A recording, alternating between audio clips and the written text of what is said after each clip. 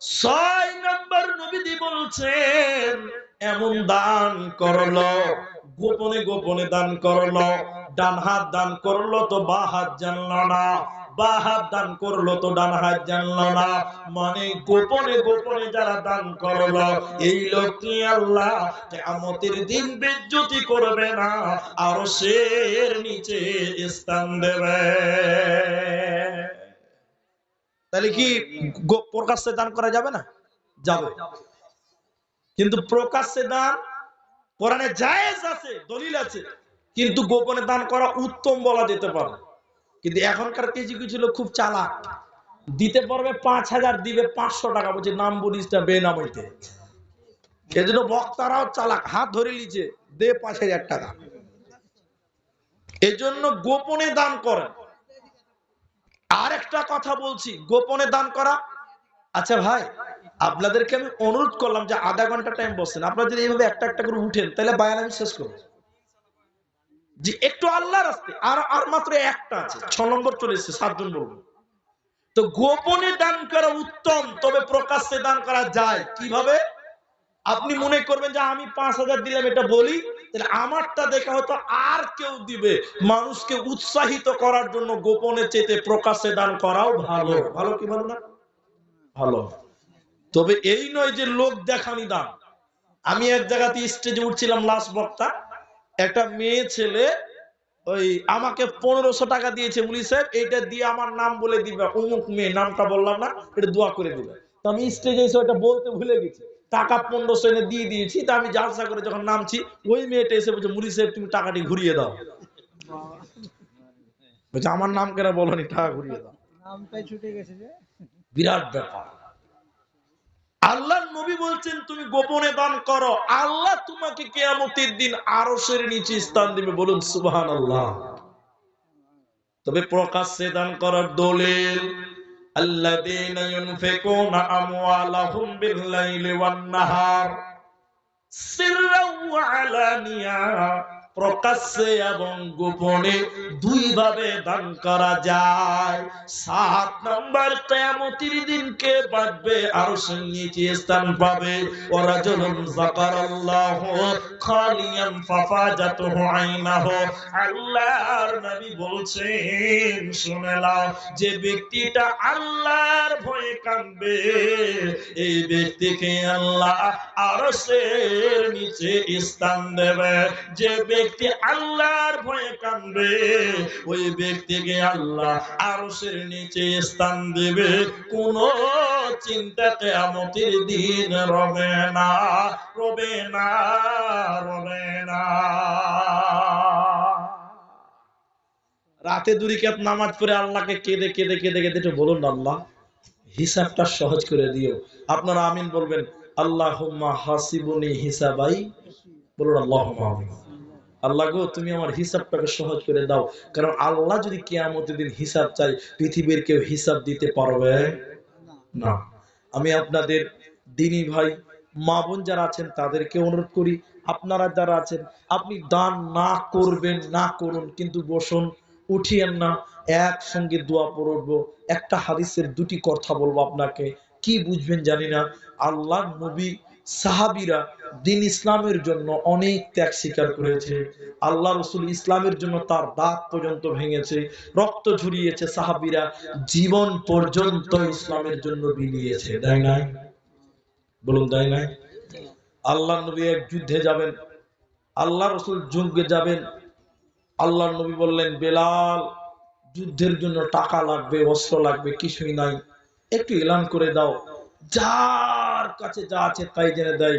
শুনেন কথাটা, হযরতে বেলাল এলান করলেন, ও মদিনার আনসার মুহাজিরেরা, যার কাছে যা আছে এনে জমা করো, যুদ্ধে যেতে হবে, জঙ্গে তবুকে, যুদ্ধের জন্য কোনো মাল নাই। নবী বলছেন যার যা আছে তাই দান করো। মৌমাছি যেমন মৌচাক ঘিরে ধরে সেইভাবে ঘিরে ধরেছিলেন। শুনেন আমার ভাইরা, সেদিন হযরত উমর বলেছিলেন আমি আবু বকরকে দানে হারিয়ে দিব। বলেন সুবহানাল্লাহ। উসমান গনি বলেছিলেন যত লোক যুদ্ধে যাবে তার অর্ধেক লোকের খরচ আমি একাই বহন করব। আরেকবার বলুন সুবহানাল্লাহ। সেদিন 30,000 লোক নাম লিখিয়েছিল, মানে 15,000 লোকের খরচ, 3 মাসের খরচ হযরত উসমান একাই বহন করবে। শুধু 15,000 উটই দিতে হবে। আরেকবার বলুন সুবহানাল্লাহ। 15,000 উটের দাম জানেন কত? একটা উটের দাম যদি 1 লাখ হয়, 15টার দাম 15 লাখ, 1500টার দাম 1500 লাখ, 15,000 উট লাগবে। তাহলে কত টাকা আবার হিসাব করুন।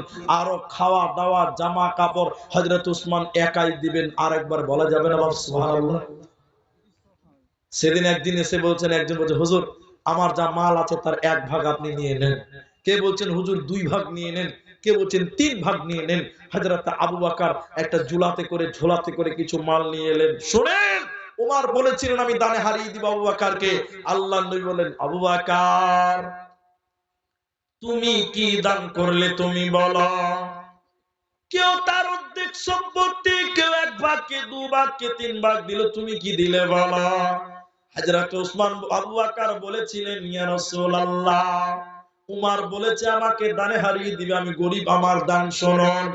আবু বকর বললেন, ইয়া রাসূলুল্লাহ আল্লাহকে এবং আল্লাহর নবীকে বাড়িতে রেখে আমার বাড়িতে যা কিছু ছিল আমি সব কিছু দিয়ে দিলাম। আমার বাড়িতে কিছুই নাই, কিছুই নাই। কয়েকটা গম, কয়েকটা দিনার দিরহাম ছিল। হযরত ওমর তখন বলতে লাগলেন, আমি আজকেও আবু বকরের সঙ্গে জিততে পারলাম না, পারলাম না। তোমরা ভুলে গেছো বীর শহীদের না। ভাই চলেই যাবেন সবাই। আমি আপনাদেরকে একটা লম্বা লিস্ট আছে, সেটা শোনাবার আগে খালি একটা কথা বলে নিই। আপনারা যতজন মানুষ আছেন, এই ঈদগাহটা আপনাদের। এই ঈদগাহতে আসামের লোক আসবে না, দিনাজপুরের লোক আসবে না, মুর্শিদাবাদের লোক আসবে না, কালিয়াচকের লোক আসবে না, আপনাদের অত্র এলাকার লোক নামাজ পড়বে। এই ঈদগাহার জন্য এই মাঠে যতজন মানুষ আছেন, আমি সবাইকে দাঁড়াতে বলছি না, একটা মানুষ শুধু আজকের ময়দানে লাভবাইক দিয়ে একটু দাঁড়ান। আমি একজনের সঙ্গে মুসাফা করব, একজনের সঙ্গে মুসাফা করে আমি তার জন্য প্রথম দোয়া করব। আজকের এই ঈদগাহার জন্য একটা লোক 5,000 টাকা দেবেন, এই রকম দেনেওয়ালা একটা লোক শুধু 5,000 টাকা দিবেন। যিনি দিবেন এখন পারলে এখন দেন, না পারলে পরে দেন। আমি একজন মানুষ আপনাদের কাছে চাই, যিনি দিবেন আমি তার জন্য দোয়া করব, আল্লাহ আপনার কামাই রুজি রোজগারে বরকত দিবে। এই দান কিয়ামতের দিন আল্লাহ নাজাতের ওসিলা করে দিবেন। নবী বলছেন আস-সাদাকাতু বুরহান, দান হচ্ছে এক প্রকার দলিল। আজকের এই মাঠে একজন মানুষ 5,000 টাকা দিবেন, এরকম কেউ নাই ভাই। আমার বাপজি তিনি বললেন আমি দিয়ে দিব এই ঈদগাহার জন্য 5,000 টাকা। ভাই আপনারা দেখেন আর দোয়া করেন। আমি বাপজির জন্য দোয়া করি, আমি বাপজার জন্য দোয়া করি। তিনি বলছেন স্টেজ থেকে, ইনি স্টেজে আছেন, ইনি বলছেন যে আমি 5,000 টাকা দিয়ে দিব। তবে শুনেন, আমি 5,000 টাকা দিয়ে দিয়েছি, আমি এই জন্য যে সবাই 5,000 টাকা দিবেন তা নয়। বাপজি চাকরিজীবী মানুষ তো, শুনেন বাপজি আপনাদের জুলুম করবো না। এতগুলো লোক আছে, আমি 5,000 টাকা একটা লোকের কাছে চেয়েছি, তবে আপনি আপনার আবদার মোতাবেক বলে দিয়েছেন 5,000 টাকা। স্টেজে আল্লাহ আপনাকে সম্মান দিয়েছে, দাড়ি চুল পেকে গেছে, কখন আল্লাহর ডাকে সাড়া দিতে হবে, 10,000 টাকা দিয়ে দেন আল্লাহর রাস্তায়। আমার বাপজি তিনি 10,000 টাকা দিবে। একবার সবাই তাকবীর দেন তো, নারায়ে তাকবীর। আপনারা জোরে একবার বলুন না, লিল্লাহি তাকবীর। আল্লাহ তুমি বাপজির নেক হায়াত দাও, বলি আল্লাহুম্মা আমিন। যারা মা বাপ মারা গেছে একটু আমিন বলবেন। আল্লাহ গো তুমি তাদের কবরে জান্নাতের বিছানা বিছিয়ে দাও, বলি আল্লাহুম্মা আমিন। আল্লাহ গো